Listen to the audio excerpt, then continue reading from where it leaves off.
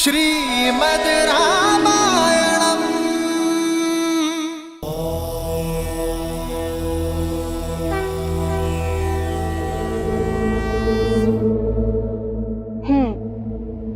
समझ नहीं आया महादेव। दशानन को तो सभी जीवों से अभय मिल गया था, फिर श्री राम के जन्म का इससे क्या संबंध? ये बात इतनी निश्चित होकर कैसे कह सकती हैं देवी? तनिक विचार करके देख लीजिए, कहीं कोई जाति प्रजाति छूट ना गई हो। इसमें विचारना क्या? न देव, न असुर, न यक्ष, न राक्षस, न नाग, न पक्षी, न जंतु, न किन्नर, न गंधर्व, न वेताल, न पिशाच, कोई नहीं मार सकता। कोई नहीं?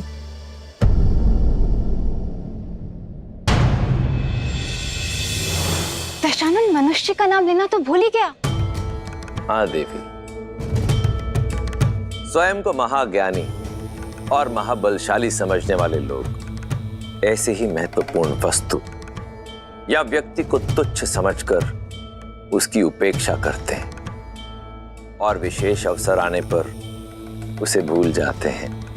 दशानन ने भी यही भूल की। मनुष्य को दुर्बल समझकर उसे भूल गया और यही कारण बना भगवान विष्णु का धरती पर मनुष्य रूप में जन्म लेने का। अब तो मैं और भी उत्सुक हूँ श्री राम के जन्म को देखने को, दशानन के इस वरदान के काट को इस संसार में आता देखने को। ऋषि वशिष्ठ ने पुत्र कामेष्टि यज्ञ का परामर्श दिया था ना, उसके विषय में बताइए। हाँ देवी,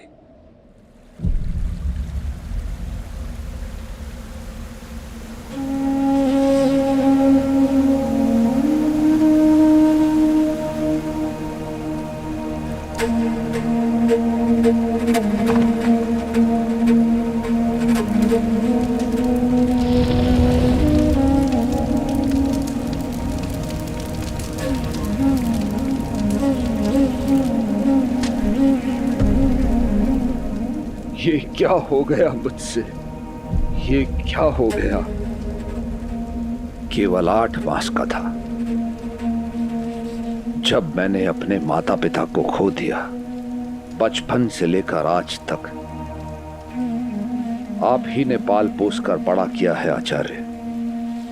आप ही ने धर्म और अधर्म का भेद समझाया, किंतु फिर भी आज ये बात समझ में आई। ये एक पाप 100 पुण्यों पर भारी पड़ जाता है।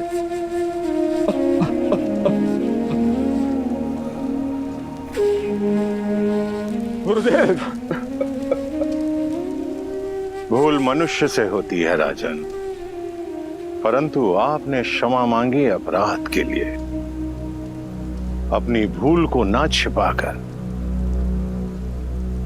आप श्रवण के बूढ़े माँ बाप को संभालने गए।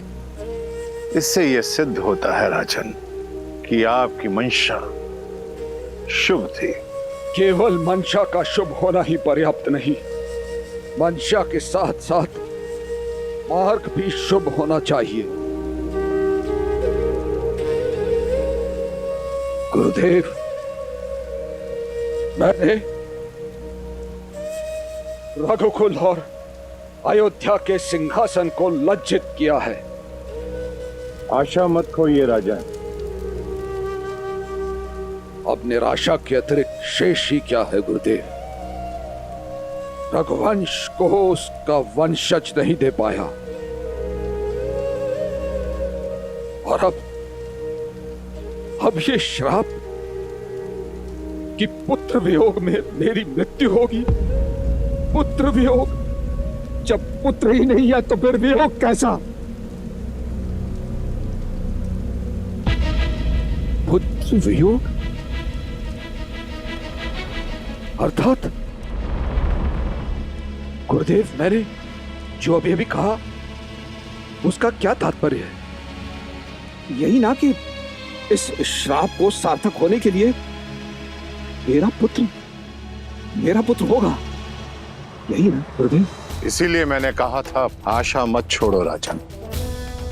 अनजाने में भूल हुई है, परंतु आप अपना कर्तव्य नहीं भूले।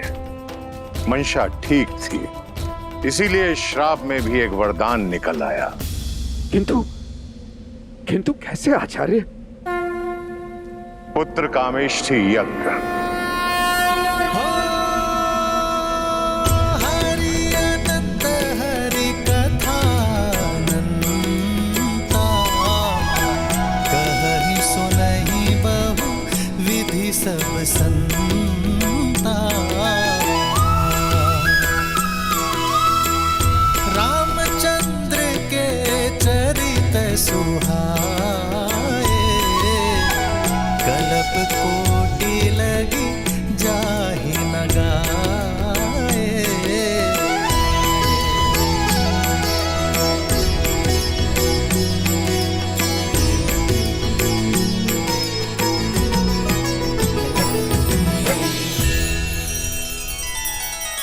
श्री रामचंद्र कृपालु भजु मन हरण भव भय दारुणम। नव कंज लोचन कंज मुख कर कंज पद कंजारुणम। सिया राम सिया राम सिया राम सिया राम। आदर्श और मर्यादा की है ये कथा महापावनम। काट मद श्री से मिला दे श्रीमद् रामायणम। श्रीमद् रामायणम। सिया राम सिया राम सिया राम सिया राम।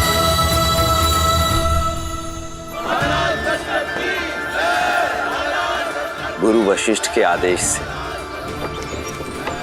राजा दशरथ ने अपने जमाता ऋषि श्रृंग को यह यज्ञ करने के लिए कहा। समस्त अयोध्या नगरी उत्साह से सज रही थी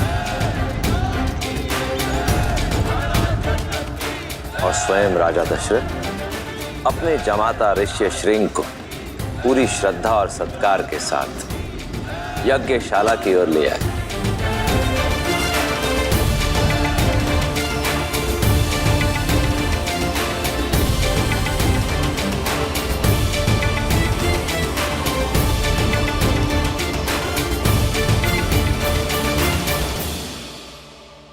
महाराज दशरथ, पुत्र कामेष्ठी यज्ञ हेतु संकल्प लीजिए। जी ऋषिवर।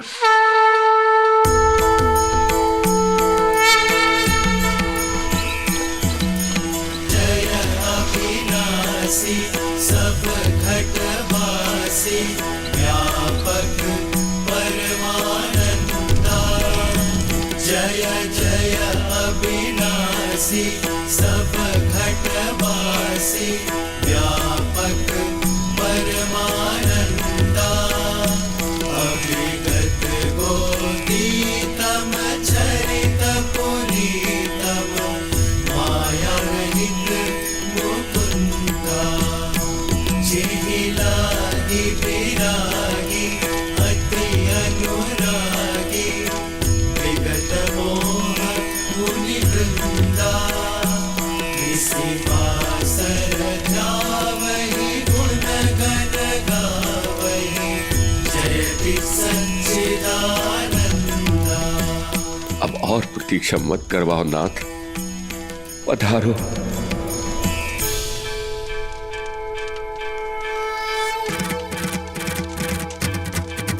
जय जय अविनाशी सब घटवासी, व्यापक परमानंदा।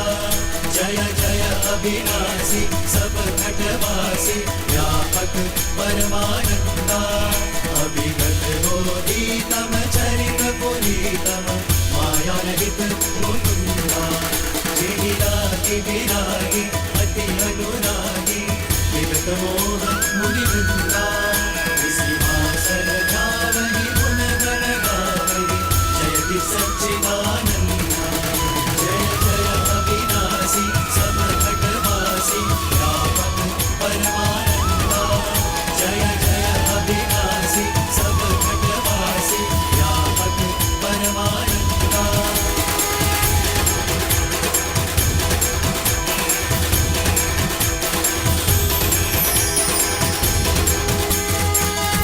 जागिए प्रभु, जागिए।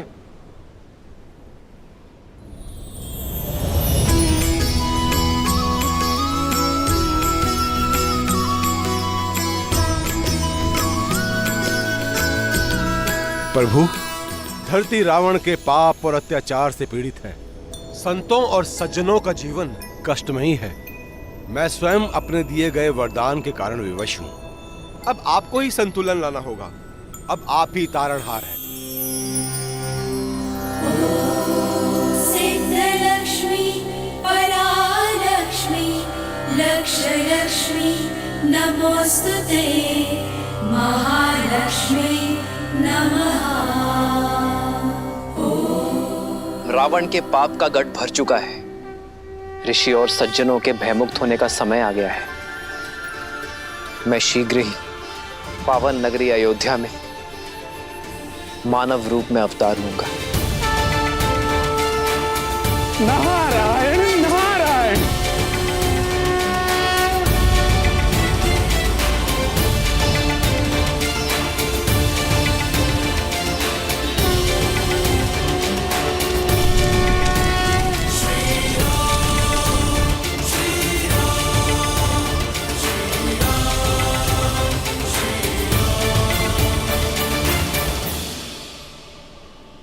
क्या हुआ देवी? मेरे जाने से व्यतीत हो गई। सृष्टि का संतुलन बनाना मेरा कर्तव्य है देवी, और इसी कारणवश मुझे जाना ही होगा। जानती हूँ, और आप जब भी जाते हैं वैकुंठ कुंठित हो जाता है।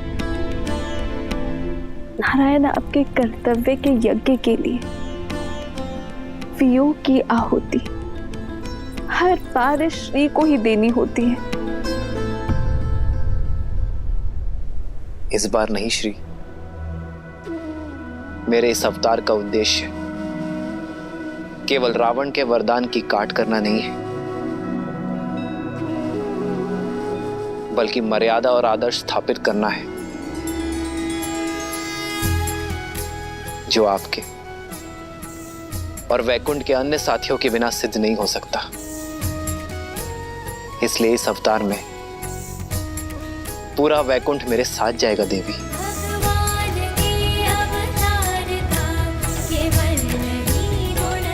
और आप मेरी प्रतिछाया होंगी, क्योंकि अपनी श्री के बिना इस विष्णु का कोई अस्तित्व नहीं है देवी। वैसे ही सीता के बिना राम भी अधूरा होगा देवी।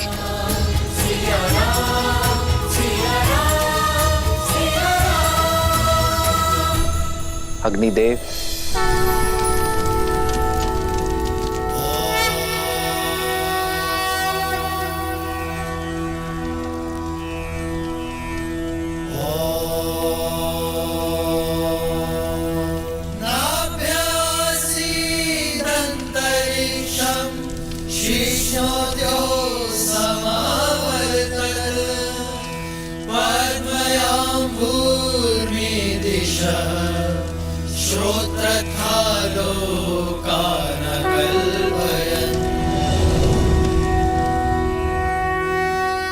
पुत्र कामेष्टि यज्ञ सफल हुआ महाराज दशरथ।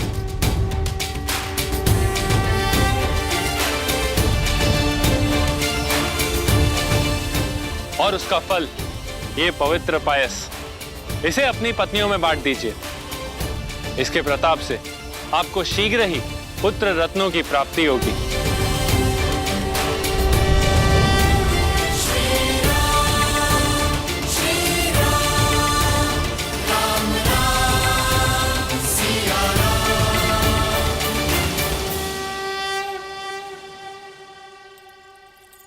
कौशल्या,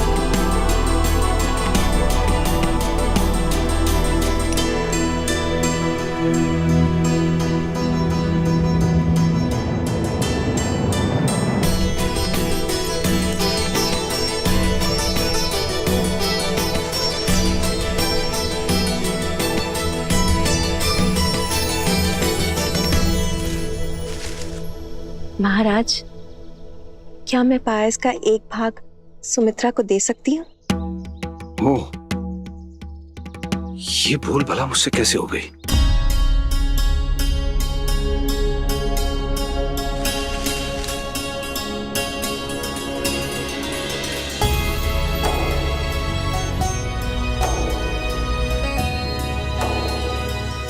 सुमित्रा, अद्भुत है तुम्हारे लिए सबका ये प्रेम। यहां कौशल्या ने मुझे मेरी भूल स्मरण करा दी और कैकेयी ने तुम्हारे अधिकार के लिए अनुमति भी नहीं मांगी। अनुमति किस बात की?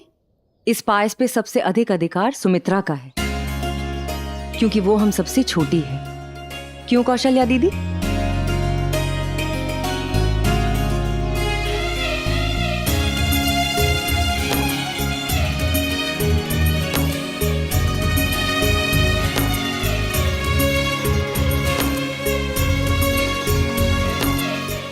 आप दोनों ने सदा ही अपने प्रेम की छाया मुझ पर रखी है दीदी, तो मेरा भी वचन है कि मेरी संतान आप दोनों के पुत्रों की छाया बनकर रहेगी।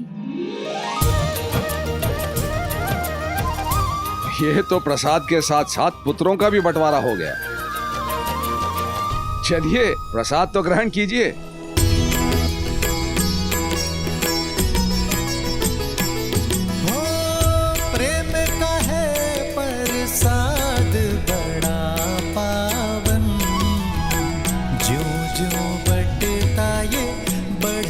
सौभागन त्याग सुमित्रा का बन दो गुना लौटा, झोली भरे बदन आदर करे छोटा। महाराज दशरथ, इस प्रसाद के 4 भाग हुए हैं, इसलिए आपको 4 पुत्र रत्नों की प्राप्ति होगी।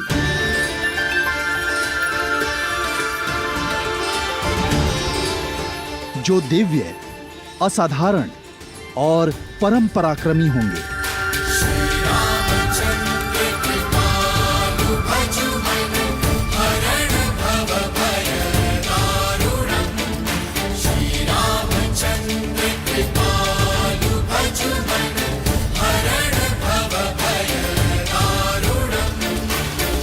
आनंद आ गया। श्री राम नाम का अंकुर देने वाला बीज कौशल्या के गर्भ में आ गया। परंतु महादेव, यदि देखा जाए तो नारायण का इस धरती पे अवतार लेने का कारण केवल रावण को मिला वरदान नहीं था। आप भी एक बड़े कारण थे। ना तो आप उसे चंद्रहास देते और ना ही वो इतना शक्तिशाली होता कि संसार के लिए संकट बन जाता। उसे रावण नाम भी तो आपने ही दिया था। हाँ देवी, पर मैंने रावण को जो भी दिया उसके कर्म फल स्वरूप ही दिया। जैसे ब्रह्मदेव ने रावण के तप कर्म का फल उसे वरदान स्वरूप दिया, वैसे ही चंद्रहास भी रावण के कर्म का ही फल थी। आपको वो पल तो स्मरण ही होगा जब अपने अहंकार के मद में चूर दशानन कैलाश पर्वत आया था।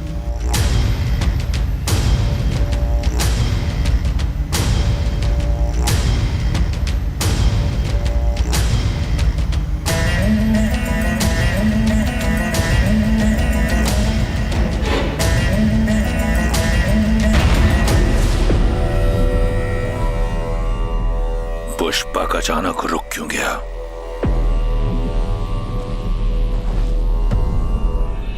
पुष्पक,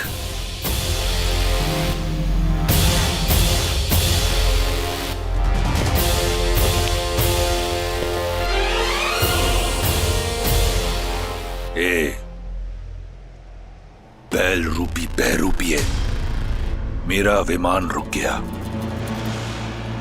क्यों? क्योंकि इस स्थान से और इसके स्वामी से कोई पार नहीं पा सकता। संसार के स्वामी शिव का घर कैलाश है ये। ओ, तो ये है कैलाश। शिव, कहाँ हो? देवताओं पर विजय पाने के बाद तुम ही मेरा लक्ष्य थे। बहुत कर लिया तुमने संसार को भ्रमित। अब इस संसार में मैं ही सबसे शक्तिशाली हूं और संसार की हर श्रेष्ठ वस्तु पर अब मेरा अधिकार है। इसलिए मेरी शरण में आ जाओ। मैं स्वयं ही कैलाश को उखाड़कर लंका ले जाऊंगा। तुम मुझे रोकोगे? तुम हो कौन? नंदी, शिव का गण, कैलाश का रक्षक।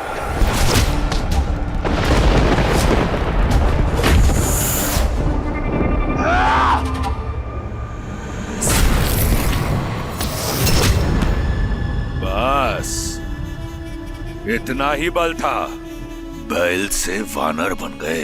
अभिमान में डूबे राक्षस, तेरे अंत का आरंभ भी वानर के हाथों ही होगा।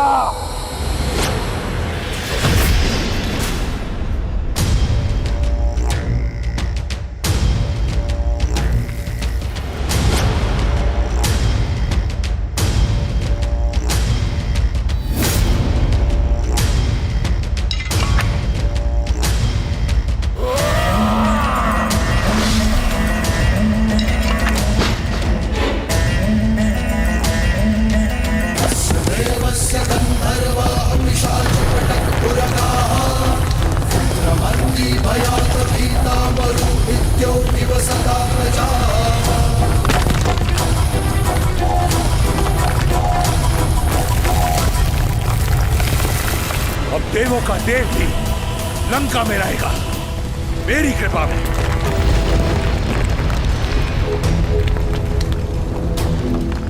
महादेव, ये क्या हो रहा है? कैलाश में इतनी हलचल?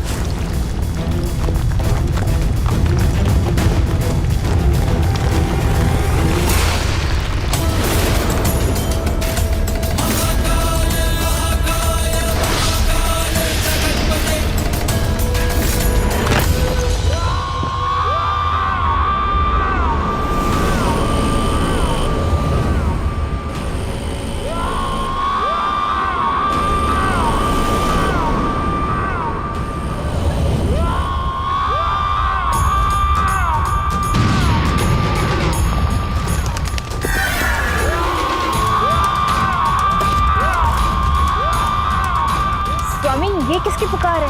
पुकार नहीं, चीख है अहंकार के टूटने की।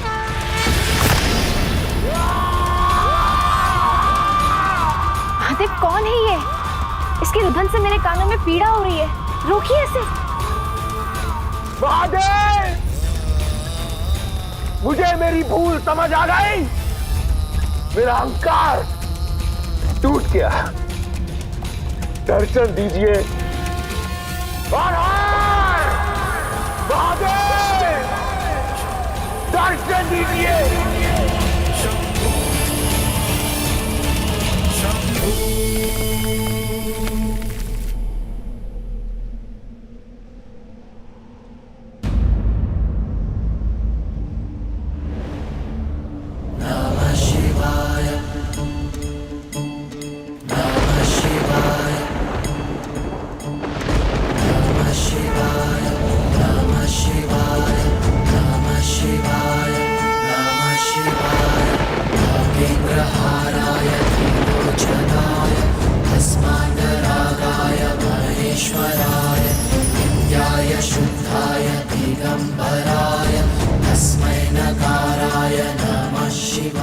क्षमा महादेव, मैं समझ गया। इस संसार में अगर कोई है जिस पर मेरा कोई वश नहीं, तो केवल आप। ये दशानन आपके सामने नतमस्तक है। आज से मेरे लिए केवल आप पूजनीय है। सदा के लिए केवल आप मेरे इष्ट देव रहेंगे। मैंने आपको रुष्ट किया है। अपने अभिमान से पीड़ा पहुंचाई है आपको। जब तक आप मुझसे प्रसन्न नहीं होते, मैं आपकी आराधना करता रहूंगा।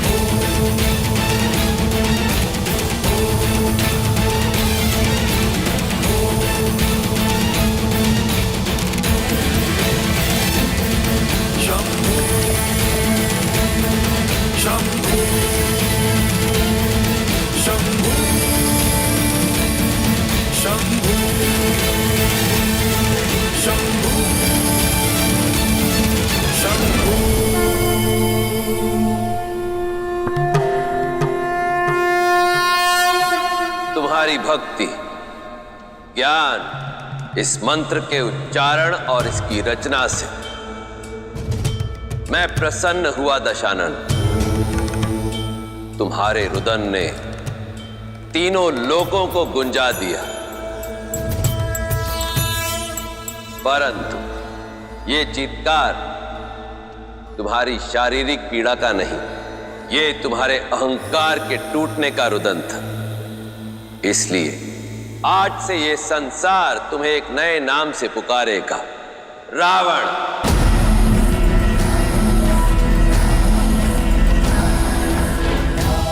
वो जिसके रुदन ने तीनों लोकों को गुंजा दिया और तुम्हारे द्वारा रचित इस स्रोत को संसार रावण स्रोत के नाम से जानेगा।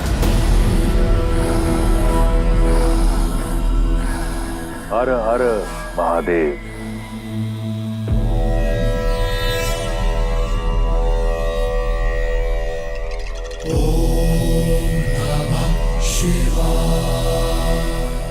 महादेव, मैं सदैव आपका भक्त रहूंगा,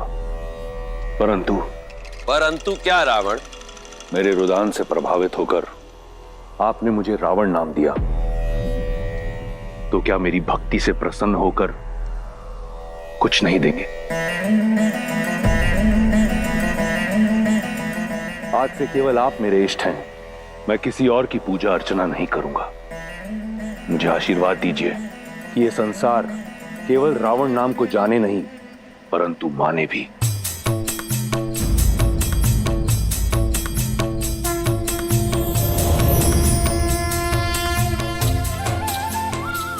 ये दिव्य खड़ग चंद्रहास है, ये अजय है रावण।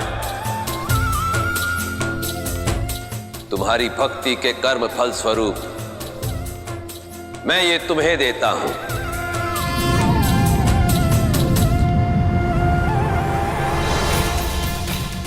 परंतु स्मरण रहे, अब इसके साथ तुम जो भी कार्य करोगे उसका कर्म फल भी तुम्हारा ही होगा।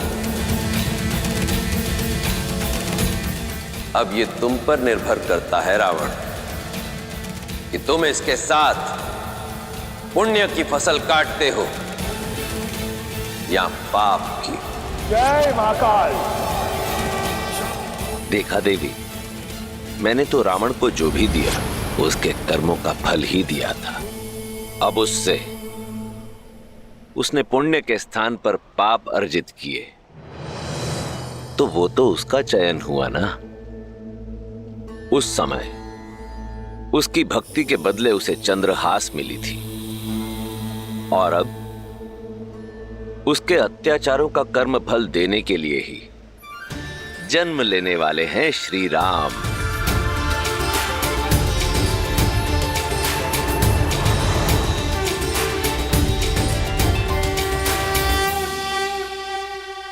आर्य, पता नहीं ऐसा क्यों लगता है कि मेरे घर में पल रही संतान का मुख मेरे महाविष्णु जैसा है। इसमें कोई संदेह नहीं कि आप जैसे पवित्र मन वाली मां को स्वयं ईश्वर भी मां कह के पुकारने में गर्वित होंगे।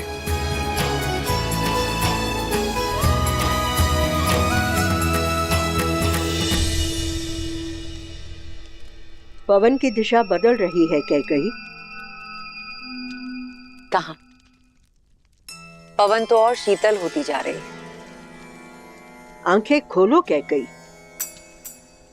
अभी तो रानी कौशल्या ने पुत्र जन्मा भी नहीं, तो भी महाराज ने तुम्हारे पास आना बंद कर दिया है और अधिक से अधिक समय रानी कौशल्या के साथ बिता रहे हैं। सीधी सरल बात में भी कुटिलता कैसे ढूंढ लेती हो मंत्र। कौशल्या दीदी बड़ी है, पटरानी है, पूरा दिन हम सबके लिए प्रार्थना करती रहती। अगर ऐसे समय पर महाराज पूजा कक्ष में उनके साथ अधिक समय बिता रहे तो इसमें समस्या क्या है?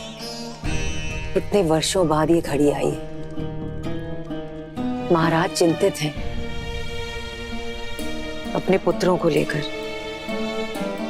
अपनी रानियों को लेकर, और वो भली भांति जानते हैं कि मैं स्वयं की देखभाल कर सकती हूँ। कभी कभी तो मैं सोचती हूँ कि दोष तुम्हारी पीठ में है या तुम्हारी सोच में। सही कहते हैं सब, सुंदर स्त्रियां मूर्ख होती हैं, जैसे कि तुम भोली भाली मूर्ख। मंत्रा,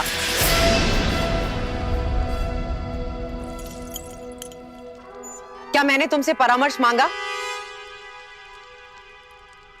कैकई, मैंने तुम्हें परामर्श दिया क्योंकि ये मेरा कर्तव्य है। कैकई, मैं तुम्हारे साथ हूँ क्योंकि मैं तुम्हें संभालना चाहती हूँ, तुम्हारे हित के बारे में सोचती हूँ, पर तुम्हें मेरी बात समझ में नहीं आती। मुझे लगता है तुम्हारे पिता अश्वपति से बात करनी होगी। दशरथ ने उन्हें दिया हुआ वचन। अभी इसी क्षण मेरे कक्ष से बाहर निकलो। लेकिन कैकई, अभी मेरी बात। एकांत।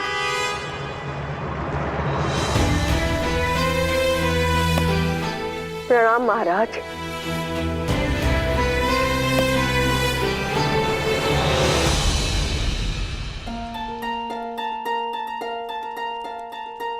ऐसी अवस्था में दासों पर क्रोधित होना अच्छा नहीं है। तो क्या करती?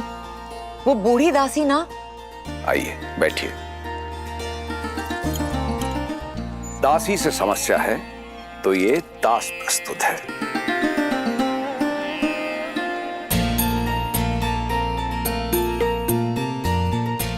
कैसा है मेरा पुत्र? पिता हैं आप, अपने पुत्र की धड़कन पहचान लीजिए। मेरे पुत्र का हृदय अपने बड़े भाई के लिए धड़क रहा है। अच्छा, तो कौशल्या दीदी की संतान का हृदय किसके लिए धड़क रहा है? मेरे लिए। अद्भुत। किसी का हृदय भाई के लिए धड़क रहा है और किसी का अपने पिता के लिए। और हम बेचारी माताओं का क्या? हमारे लिए किसका हृदय धड़के? इस दास का।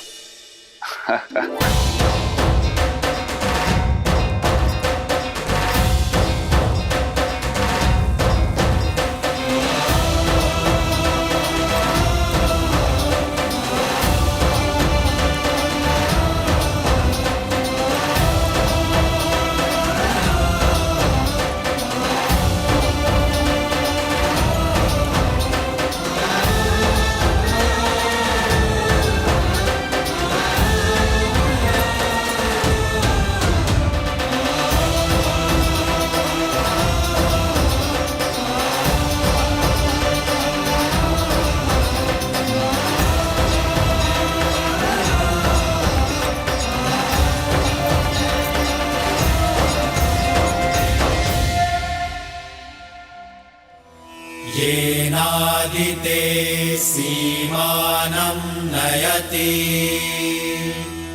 प्रजापतिर्महते सौभगाय तेनाहमस्य सीमानं नयामि प्रजामस्य जरदष्टि कृणोमि। सीमांत संस्कार 16 संस्कारों में तीसरा है देवियों। यह संस्कार उस वक्त किया जाता है जब गर्भ में पल रही संतान में सुनने की, समझने और भाव ग्रहण करने की क्षमता आ जाती है। इस संस्कार के भाव हैं कि आने वाली संतान शुभ संस्कार, स्वस्थ मन और शरीर के साथ इस संसार में आए। कैकेयी नरेश महाराज अश्वपति पधार रहे हैं।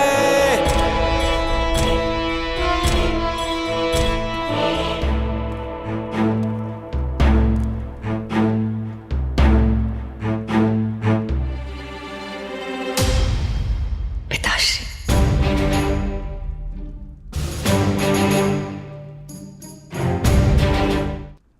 प्रणाम महाराज अश्वपति, पधारिए। बधाई हो अयोध्या राज। आपको भी। पिता बनने वाले हैं आप। धन्यवाद। आशा है कैकेयी का हाथ मांगते समय जो शब्द आपने कहे थे वो आपको स्मरण होंगे। स्मरण है महाराज। मैं फिर से दोहरा देता हूं। आपने हमें वचन दिया था कि मेरी पुत्री कैकेयी का पुत्र ही अयोध्या का युवराज बनेगा।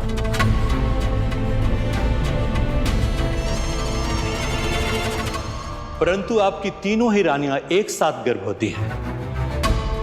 ऐसे में कहा नहीं जा सकता कि आपकी तीनों रानियों में से कौन सी रानी आपके ज्येष्ठ पुत्र को जन्म देगी, जो अयोध्या के नीति अनुसार युवराज बनेगा। ऐसे में यदि मेरी पुत्री ने आपके ज्येष्ठ पुत्र को जन्म नहीं दिया तो आप अपना वचन भूल मत जाइएगा। मेरा ही नाती अयोध्या का युवराज होना चाहिए।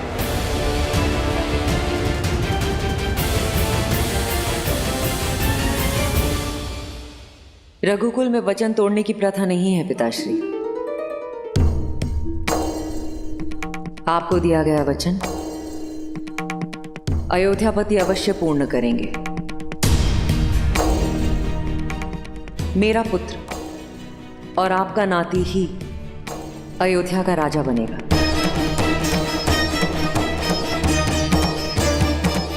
चाहे वो मेरी कोख से जन्मे या किसी और की।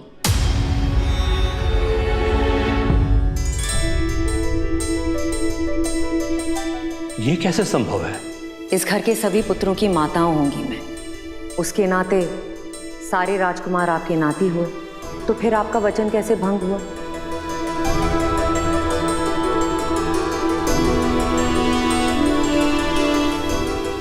आप अपनी पुत्री के भविष्य के बारे में सोच रही हैं और मैं अपने पुत्र के भविष्य के बारे में। आज मेरा सीमंत संस्कार हुआ है। आज से मेरी कोख में पल रही संतान में चेतना आई है।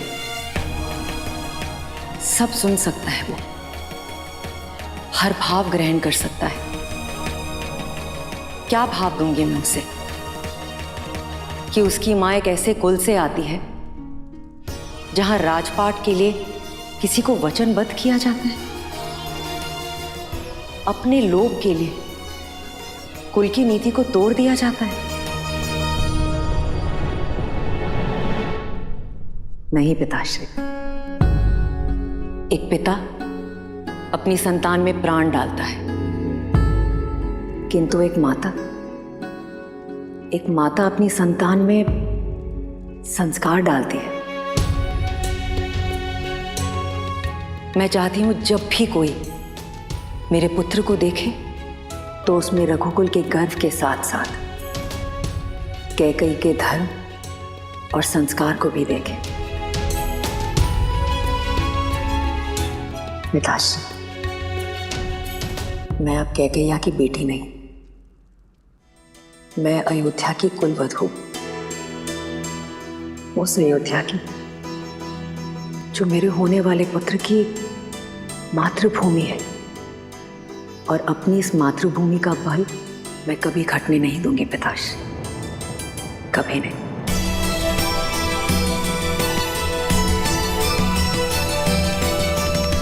आज मेरी पुत्री बड़ी हो गई है। गर्व है मुझे कि आज मैं एक ऐसी पुत्री का पिता हूं जिसने अपने पति का मन पढ़ा और अपने ससुराल की मर्यादा को रखने के लिए इतना निस्वार्थ निर्णय लिया। मैं पुत्री किसकी हूं? मेरी। और तुम्हारा पुत्र भी तुम्हारी ही भांति सदा निस्वार्थ रहेगा और धर्म के मार्ग पर चलेगा। कैकेयी,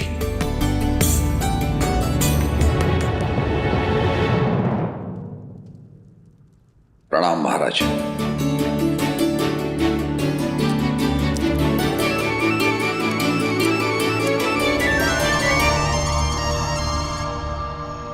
कैकेयी, तुम छोटी होकर भी आज सबसे बड़ी हो गई। मन करता है प्रति क्षण तुम्हें वर देता रहा। नहीं नहीं नहीं नहीं, मेरे पास इतनी बुद्धि नहीं है। वर्षों पहले जो 2 बार आपने दिए थे, अब तक नहीं समझ पाई उनका क्या करूं। आप बस मुझे प्रेम देते रहिए, उसमें कोई बुद्धि नहीं लगती। निस्वार्थता की ये भावना, उदारता का ये उदाहरण, कितना प्रेम, कितना धर्म है राम की इस कथा में। मर्यादा पुरुषोत्तम को तो ऐसे ही परिवार में जन्म लेना था। महादेव, अब मुझसे और प्रतीक्षा नहीं होती। मुझे श्री राम का मुख देखना है, वहीं अयोध्या जाकर। तो प्रतीक्षा को समाप्त करते हैं देवी और प्रस्थान करते हैं अयोध्या नगरी की ओर, जहां समस्त अयोध्यावासी प्रतीक्षारत है अपने युवराज के जन्म के लिए।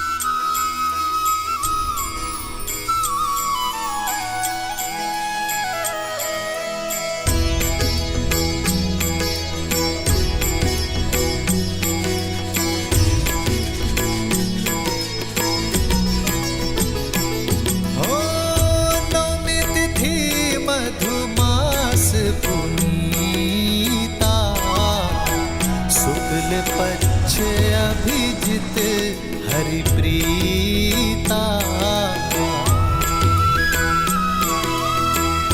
मध्य दिवस अति शीत न धामा, पावन काल लोक विश्रामा।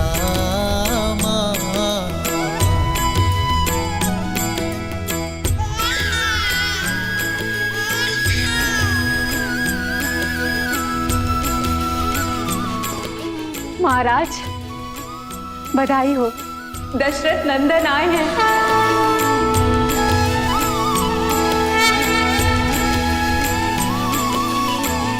बधाई हो महाराज।